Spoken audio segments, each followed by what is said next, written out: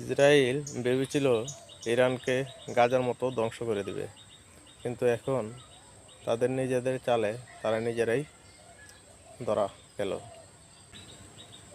ইরানের ভয়ঙ্কর তাবার হাত থেকে তাদের কেউ রক্ষা করতে পারে নাই, আর পারবেও না। দেখুন এখন তারা কাকুতি মিনতি করে ইরানের কাছে ক্ষমা প্রার্থনা করছে এবং মাপ চাইছে। কোথায় গেল তাদের অহংকার আর দাম্ভিকতা? নিমিষেই যেন পরিস্থিতি তাদের ইরানের কাছে মাপ পেতে বাধ্য করেছে। সাপের লেজে কামড় দিলে সবল তো আপনাকে খেতেই হবে, আর এটা মরণ সবল।